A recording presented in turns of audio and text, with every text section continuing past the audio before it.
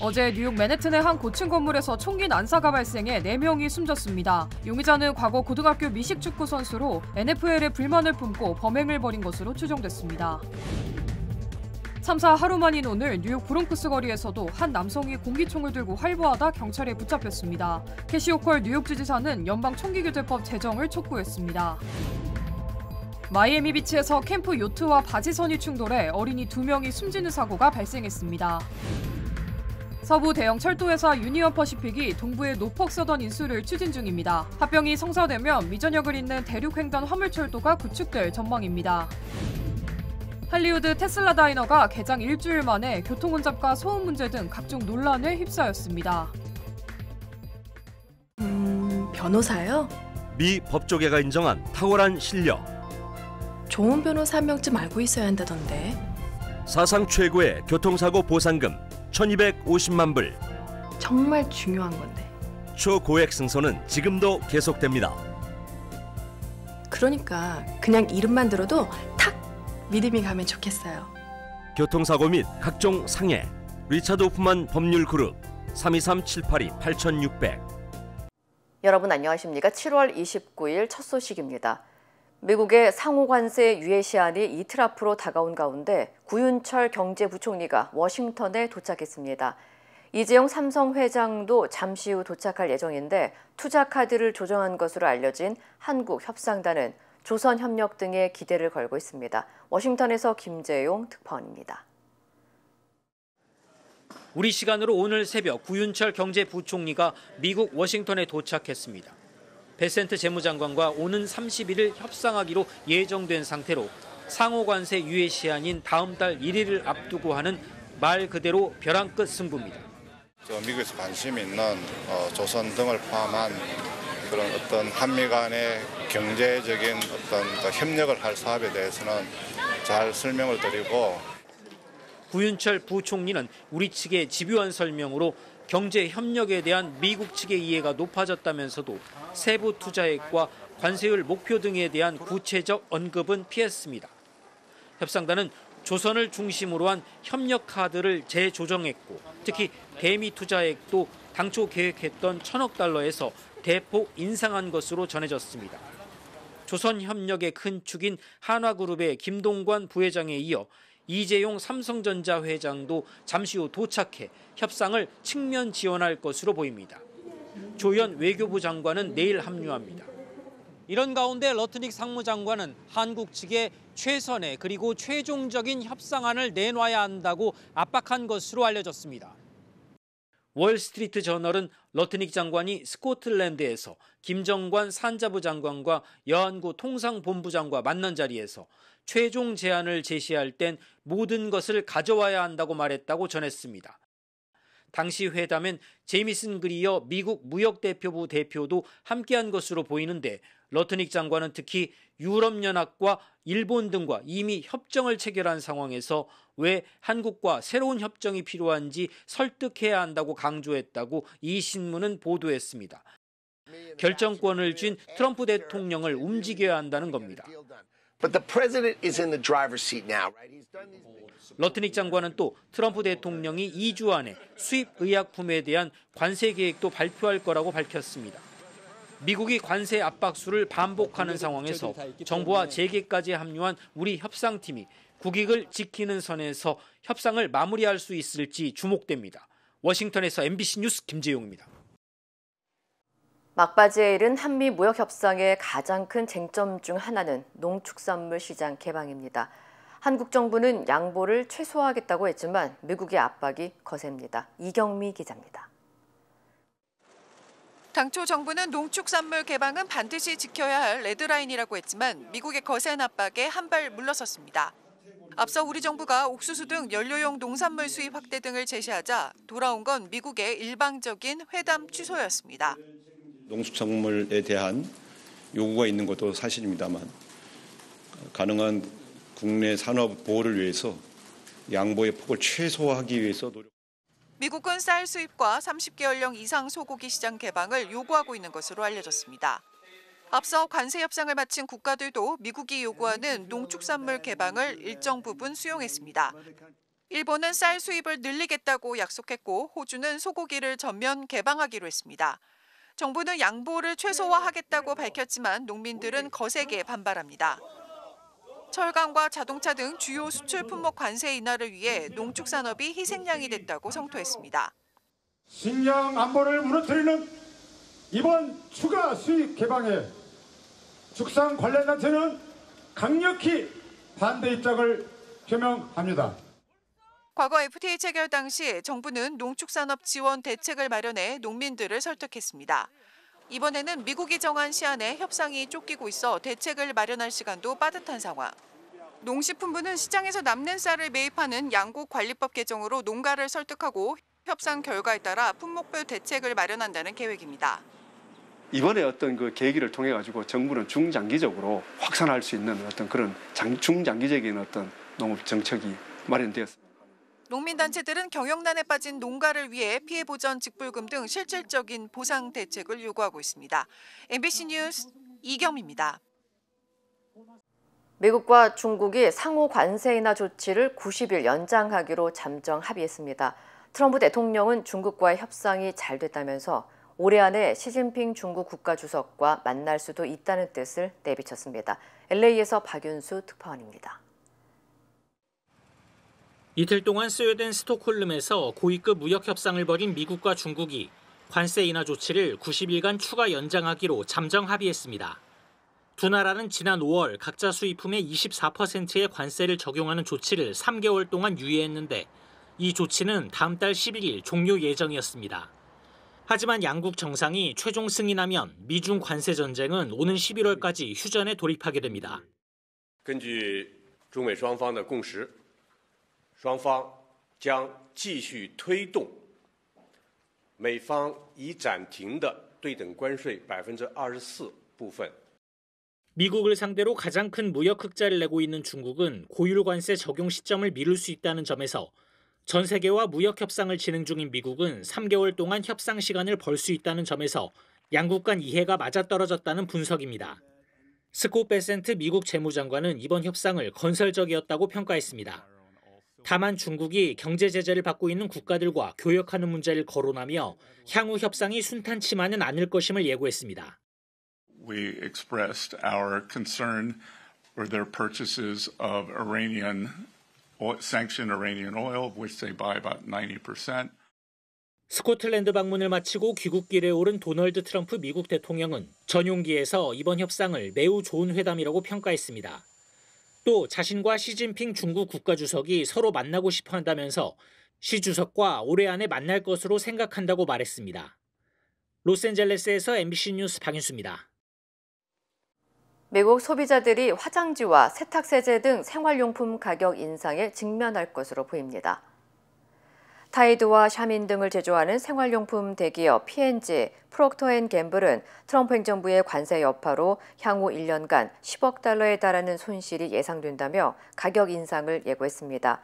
회사 측은 전체 제품의 약 4분의 1에 대해 한 자릿수 수준의 가격 인상을 이달부터 적용할 계획이라고 밝혔습니다. P&G는 공급망 조정과 생산성 향상 등으로 일부 부담은 흡수하겠지만 소비자들도 비용 일부를 분담하게 될 것이라고 설명했습니다. 한편 이달 초 JP모건과 에버코어는 P&G 주식 등급을 하향 조정했지만 최근 발표된 분기 실적은 시장 기대치를 상회한 것으로 나타났습니다. 맨하튼 중심가에서 벌어진 총기 난사로 경찰관 등 4명이 숨졌습니다. 라스베가스 출신의 27살 용의자는 뉴욕 도착 직후 소총을 들고 고층 빌딩에 들어가 무차별 총격을 가했는데요.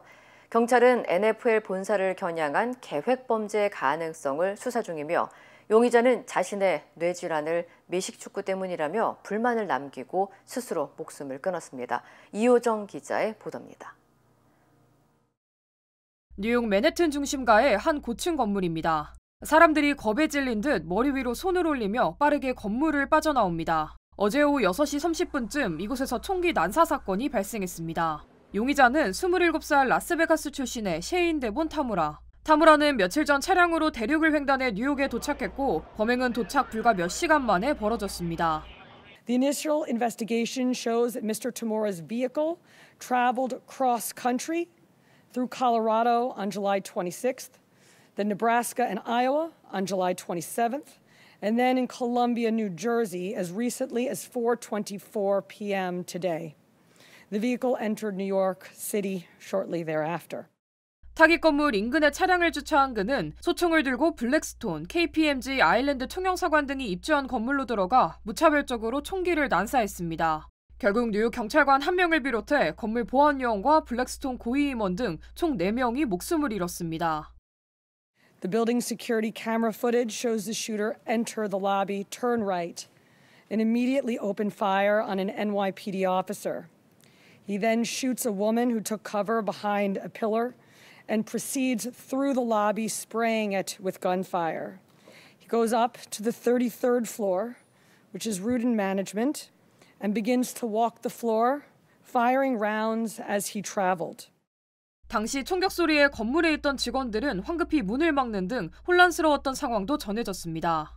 범행을 마친 용의자는 건물 33층에서 스스로 목숨을 끊은 채 발견됐습니다. 경찰은 현재 타무라가 미국 프로풋볼 NFL 본사를 타깃으로 삼았을 가능성에 무게를 두고 범행 동기를 조사 중입니다. 뒷주머니에서 발견된 쪽지에 NFL에 대한 불만이 적혀 있었는데 고등학교 시절 미식축구 선수였던 타무라는 자신의 만성 외상성 뇌병증 CTE의 원인을 미식축구 탓으로 돌리는 듯한 내용이 담겼습니다. 그러면서 자신의 뇌를 연구해달라는 요청도 남겼습니다. The motivation is still has to be investigated, but there's seems to be a linkage based on his own note at the end that has been revealed by the police department about the NFL. And, you know, if it's someone who played high school sports and believes that that resulted in CTE, which is, you know, a brain injury, it's hard to know. CTE는 알츠하이머병과 유사한 질환으로 미식축구 선수들에게 가장 흔히 나타나는 질환으로 알려졌습니다. 검시관은 맨해튼 카운티 지방검사와 협의해 타무라의 CTE 검사 진행 여부를 결정할 계획입니다. 당국은 이번 사건이 단독 범행으로 더 이상 대중에 대한 위협은 없다고 밝혔습니다. 사건 발생 직후 뉴욕시는 평소보다 경비와 보안 태세를 강화한 상태입니다. MBC 뉴스 이호정입니다. 뉴욕을 충격에 빠뜨린 맨해튼 총기 난사 사건이 벌어진 지 불과 하루 만에 브롱스 거리에서 장총처럼 보이는 무기를 들고 활보하던 남성이 경찰에 붙잡혔습니다. 뉴욕 경찰국에 따르면 오늘 오후 12시 30분쯤 브롱스 하이브리지 지역에서 검은 옷차림의 남성이 긴 총기를 손에 든 채 거리를 돌아다닌다는 신고가 접수됐습니다. 현장에 출동한 경찰은 42살 히스패닉의 남성을 체포했으며 이 남성은 자신이 들고 있던 무기가 공기총이라고 주장했습니다. 이 남성은 정신질환 병력이 있는 것으로 확인됐고 총기 관련 혐의 6건을 포함해 70건이 넘는 전과가 있는 것으로 드러났습니다. 한편 이번 사건은 맨하튼의 고급 오피스타워에서 총격으로 4명이 숨진 참사가 발생한 지 24시간도 지나지 않아 일어나 뉴욕 전역이 또다시 총기 범죄의 공포에 휩싸였습니다. 뉴욕 맨하튼에서 발생한 끔찍한 총기 난사 사고로 미 전역에서 애도의 물결이 이어지는 가운데 총기 규제를 강화해야 한다는 목소리가 다시 커지고 있습니다. 캐시 호컬 뉴욕 주지사는 오늘 기자회견을 열고 주마다 다른 총기법이 이번 비극의 원인이라며 모든 주에 동일하게 적용할 수 있는 강력한 연방 총기 규제법 제정을 촉구했습니다. He had a concealed carry permit which allowed him to have this weapon. Much looser laws in the state of Nevada than we have here. If every state had the same laws uniformly, you could not have a situation where we fight really hard in the state of New York to make sure that we have the toughest gun laws in the nation. We have the lowest of all the large states homicide rate by guns. New York City, New York State has the lowest homicide rate by guns in the nation for large states. And that's because of laws that are working. And we want that same sense of urgency to go out across the nation. 호컬 주지사는 또 희생자들을 추모하기 위해 오늘부터 주정부 건물에 조기를 개항했다고 밝혔습니다. 한편 이번 총격으로 경찰관을 포함해 4명이 숨졌으며 용의자도 현장에서 스스로 목숨을 끊은 것으로 전해졌습니다. 마이애미 비치에서 캠프 요트와 바지선이 충돌하는 사고가 발생해 어린이 2명이 숨졌습니다. 해안경비대에 따르면 어제 오전 11시 15분쯤 히비스커스 섬과 모뉴먼트 섬 사이에서 어린이 5명과 캠프 지도자 1명이 탑승해 있던 범선이 바지선과 충돌해 바다로 튕겨나갔습니다. 목격자들은 배가 부딪히면서 아이들이 바다로 빠졌고 바지선 아래에서 도움을 요청하는 소리를 들었다고 전했습니다. 마이애미시와 해변의 소방구조팀이 함께 구조 작업에 나섰지만 어린이 2명이 숨지고 2명은 중태로 병원으로 이송됐으며 캠프 지도자와 나머지 1명은 구조돼 현장에서 귀가한 것으로 알려졌습니다. Horrible, like really horrible, and I hope that, as we heard, some of them are in critical condition, so hopefully they're all okay and that this never happens again. 현재 범선은 침몰된 상태며 해안경비대는 사고 지점 인근 250야드 구간을 안전구역으로 지정하고 사고 원인을 조사 중입니다. 서부의 대형 철도 회사 유니언 퍼시픽이 동부의 노folk 서던을 인수한다고 발표했습니다. 유니언 퍼시픽은 노folk 서던을 약 850억 달러 규모의 인수하는 방안을 추진 중이며 이번 인수 합병을 통해 미국 최초의 해안 간의 화물철도 운영사를 세울 계획이라고 밝혔습니다. 합병이 성사될 경우 두 회사의 철도망은 총 19,500마일, 미국 전역을 아우르는 대륙 횡단 화물철도가 처음으로 구축될 전망입니다. 이번 인수는 미국 철도업계 역사상 최대 규모로 합병 이후 양사의 통합기업 가치는 약 2,500억 달러에 이를 것으로 보입니다. 또한 연간 약 27억 5천만 달러 규모의 시너지 효과, 즉 경제적 파급 효과도 기대되고 있습니다. 할리우드에 문을 연 테슬라 다이너가 개장 일주일 만에 각종 논란에 휘말리고 있습니다. 테슬라 전기차 충전소와 식당이 결합된 이곳은 신개념 명소로 주목받고 있지만 인근 주민들은 교통 혼잡과 소음 문제에 시달리고 있다고 호소했습니다. 특히 24시간 운영되는 이 다이너로 인해 산타모니카 블러버드 일대에는 충전을 기다리는 차량들이 밤낮 없이 몰리면서 도로가 붐비고 경적 소리도 끊이지 않고 있습니다. 주민들은 테슬라 다이너 개장 이후 교통량이 눈에 띄게 늘었다며 철저한 교통관리와 운영 규제를 촉구하고 있습니다. 이런 가운데 지난 주말에는 일론 머스크 테슬라 CEO의 정치적 행보에 반대하는 시위도 이틀 연속 이어졌지만 테슬라 측은 아직 별다른 입장을 내놓지 않은 상태입니다. 또 시의회는 교통국과 협력해 혼잡 문제 해결 방안을 마련 중이라고 밝혔습니다. 텍사스주에서 연쇄 성폭행범 용의자가 체포된 가운데 당국이 추가 피해자 여부를 확인 중입니다. 해리스 카운티 셰리프국에 따르면 인디애나 출신의 33살 칼 레드필드 주니어가 여성 여러 명을 성폭행한 혐의로 체포됐습니다. 레드필드는 데이팅 앱을 사용하고 술집을 자주 드나들며 심지어 변호사까지 사칭해 여성을 만나 범행을 저질렀으며 범행 장면을 녹화한 것으로 드러났습니다. 당국은 한 여성 피해자의 신고를 바탕으로 수사에 착수해 레드필드의 자택에서 영상과 메시지 기록, 증인 진술 등을 확보하고 총 22건의 수색 영장을 집행했습니다. 또한 해리스가 휴스턴에 최소 2년 이상 거주한 사실도 확인됐으며 확인된 피해자 외에 추가 피해자가 수십 명에 이를 것으로 보고 제보를 요청했습니다. We believe this may be just the tip of the iceberg. Based on the evidence gathered so far, we have reason to believe Redfield has sexually assaulted many more women. 한편 레드필드는 여러 중범죄 혐의로 기소됐으며 보석금은 250만 달러로 책정됐습니다.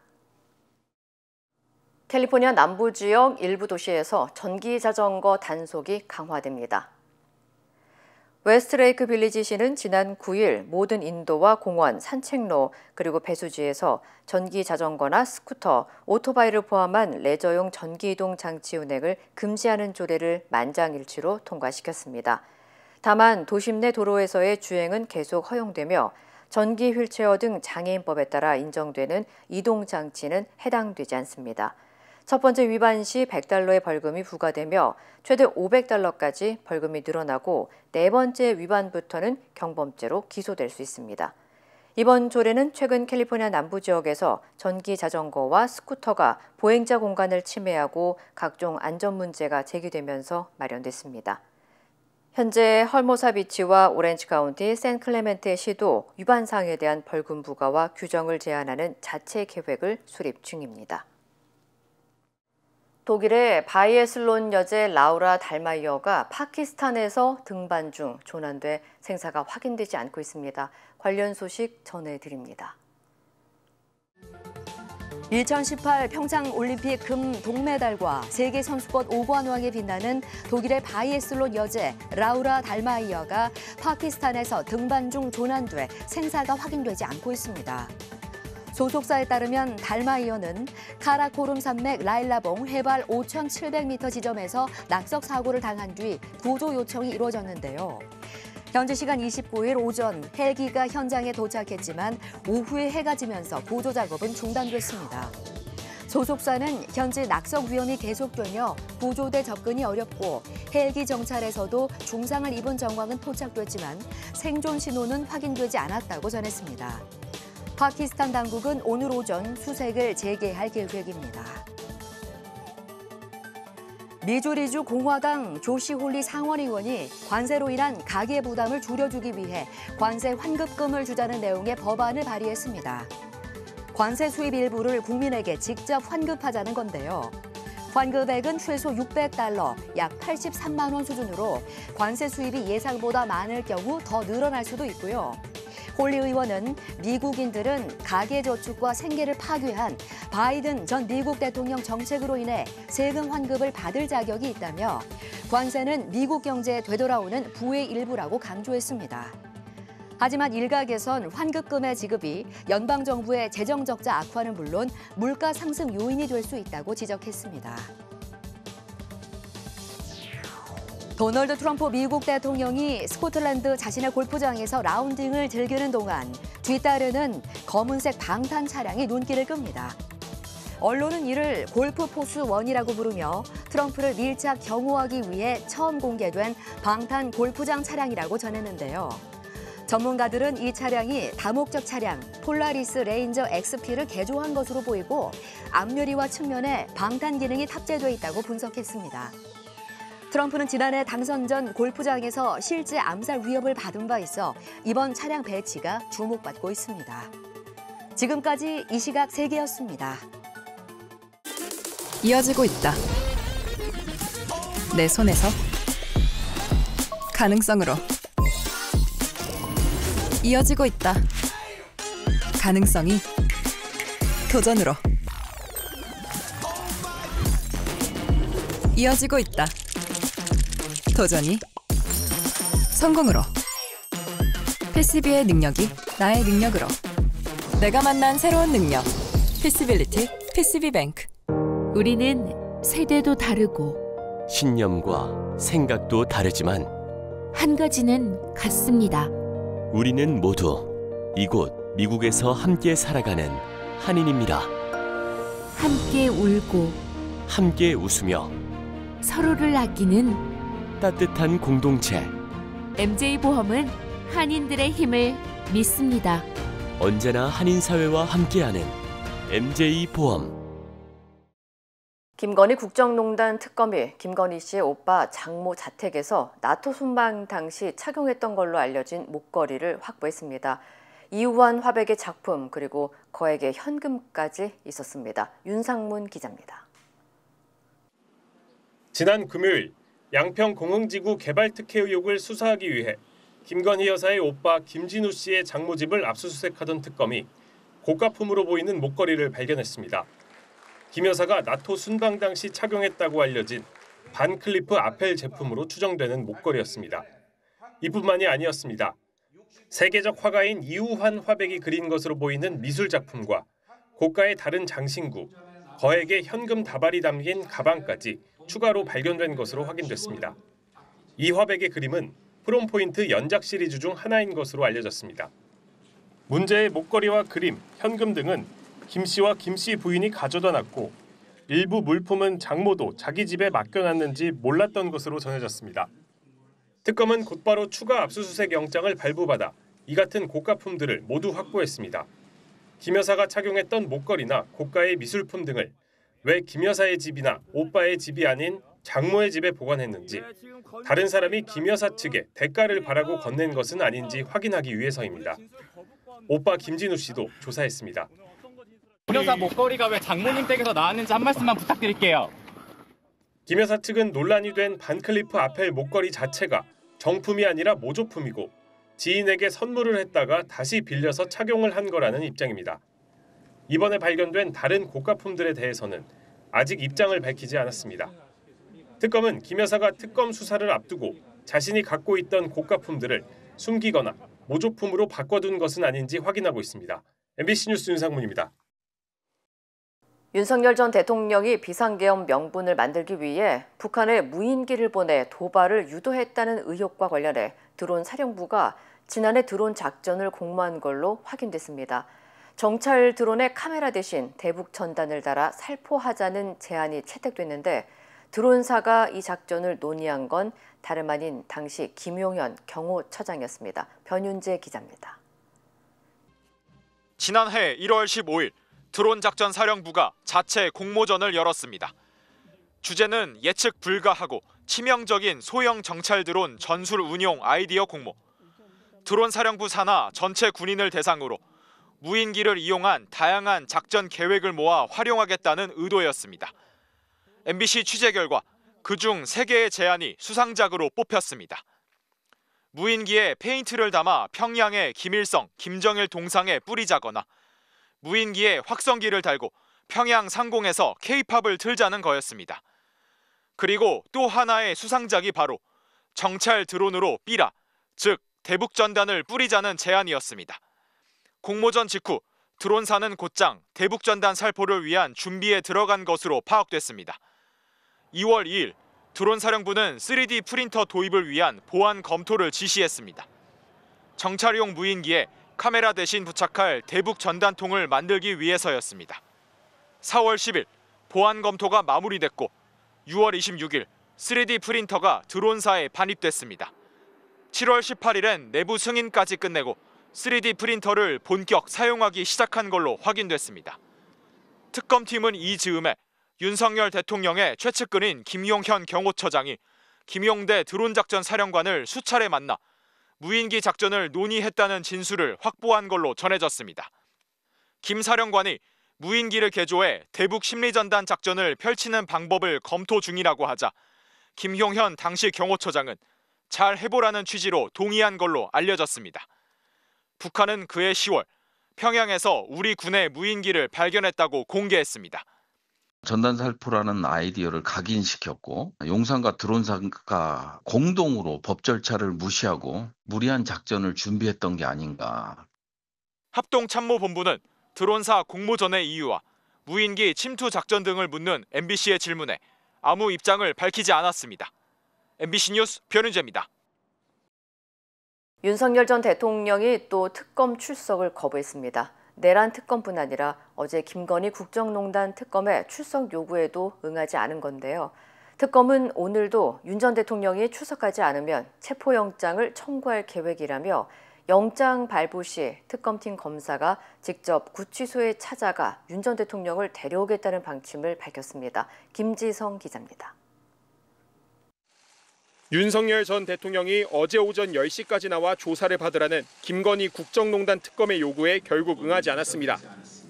특검은 곧바로 오늘 오전 10시 출석을 재통보했습니다. 윤석열 전 대통령은 아무런 사유도 밝히지 않은 채 오늘 출석하지 않았습니다. 특검은 내일 오전 10시에 출석하라는 출석 요구서를 오늘 오전 서울구치소장에게 다시 송부하였습니다.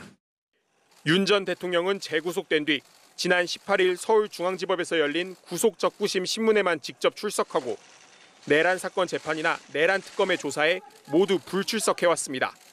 이어 김건희 국정농단 특검의 출석 요구에도 버티기로 대응한 겁니다. 윤 전 대통령은 구치소 생활 중 실명 위험이 생겼다고 호소하는 걸로 전해졌는데 특검 측은 구치소로부터 건강과 관련한 어떠한 소식도 전해들은 바 없다고 밝혔습니다. 그러면서 오늘 조사에도 나오지 않으면 계속 출석에 불응하려는 것으로 보고 체포영장을 청구할 수 있다는 방침을 밝혔습니다. 체포영장이 발부되면 특검팀 검사가 직접 구치소에 찾아가 교도관들의 도움을 받아 윤 전 대통령을 호송차에 태워 특검 사무실로 데려오겠다는 겁니다. 윤 전 대통령 변호인단은 오늘 출석 여부를 다시 한번 논의하고 있는 것으로 알려졌습니다. 김건희 국정농단 특검이 수사하는 윤 전 대통령의 혐의는 명태균 씨 공천 개입 의혹과 관련한 공직선거법 위반 혐의입니다. 2022년 국회의원 보궐선거 당시 국민의힘 공천관리위원장이던 윤상현 의원은 지난 주말 특검 조사에서 윤 전 대통령으로부터 김영선 전 의원을 공천하라는 취지의 전화를 받은 사실을 인정했습니다. MBC 뉴스 김지성입니다. 대통령 집무실을 비롯해 경호처 공간과 관사 공사를 맡았던 업체가 5억 원에 이르는 공사비를 받지 못했다고 국가를 상대로 소송 중에 있습니다. 계약서도 제대로 쓰지 않은 채 진행된 경호처 관사 공사비는 갈수록 천정부지로 올라가기도 했는데 이른바 경호처 사모님들의 이런저런 요구 때문이었다고 합니다. 차연진 기자입니다. 서울 용산구 이촌동의 한 아파트. 경호처 차장과 간부들의 관사가 있는 곳으로 원래 국방부 소유였습니다. 용산 대통령실, 한남동 공관총과도 멀지 않은데 윤석열 전 대통령이 대통령실을 이전하면서 용도가 변경됐습니다. 수의계약 방식으로 용산 대통령 집무실 공사를 맡은 한 건축 사무소는 이 관사와 김용현 당시 경호처장 공간 리모델링 공사까지 떠맡았습니다. 정식 계약도 없었습니다. 처음 업체가 생각했던 예산은 각각 3천만 원 선. 하지만 비용은 천정부지로 치솟았습니다. 사모들의 간섭이 시작됐기 때문이라고 합니다. 당시 경호처 차장이던 김종철 전 병무청장의 부인이 업체 직원과 나눈 문자 메시지입니다. 사모가 직접 중문 사진 2장을 보내면서 집과 어울릴 만한 걸로 해달라고 요청합니다. 신발장 안쪽으론 거울 달 수 있는지도 확인합니다. 베란다에서 물 쓸 수 있게 수전 연결해달라, 분전함 커버를 바꿔달라는 요청부터 문손잡이와 신발장 색상, 벽지와 냉장고 종류까지. 심지어 사전에 이야기도 없던 주방 공사도 가능한지 물어봅니다. 업체 측은 당시 경호처장이던 김용현 전 장관의 부인도 비슷한 간섭을 했고 현장에 있던 경호처 직원들도 쩔쩔매는 분위기였다고 주장했습니다. 그러면서 경호처장 공간 공사 비용은 7,300만 원으로 경호차장 관사 공사 비용은 7,800만 원으로 예상보다 2배 이상 뛰었습니다. 보통 경호처 관사 한 채에 책정되는 개보수 예산은 1년 평균 330만 원. 경호처 전 시설 담당 직원은 20여 년 근무하는 동안 관사 리모델링 비용으로 한 채에 8천만 원가량이 사용된 적은 단 한 번도 없다고 검찰에 진술했습니다. 해당 업체는 관사와 관저 공사 비용은 물론 각종 시설 공사 비용도 받지 못했다며 국가를 상대로 약 5억 원의 소송을 제기한 상태입니다. 이에 대해 경호처는 경호처 관사 이전과 관련해 현재 감사원 감사가 진행되고 있고 특검 수사 대상이기 때문에 따로 밝힐 입장은 없다고 설명했습니다. MBC 뉴스 차현진입니다. 힘들고 어려울 때 실력 있는 변호사가 필요하십니까? 60년 역사의 대형 로펌 KMFM 로펌의 최미수 변호사와 함께하세요. 교통사고, 민사법, 형사법, 가정법 등 풍부한 경험과 최고의 실력으로 완벽하게 도와드립니다. 최고의 보상을 책임지는 실력 있는 대형 로펌, 도움이 필요할 때 강한 힘이 되는 변호사 KMFM 로펌 최미수 변호사 213-427-2350.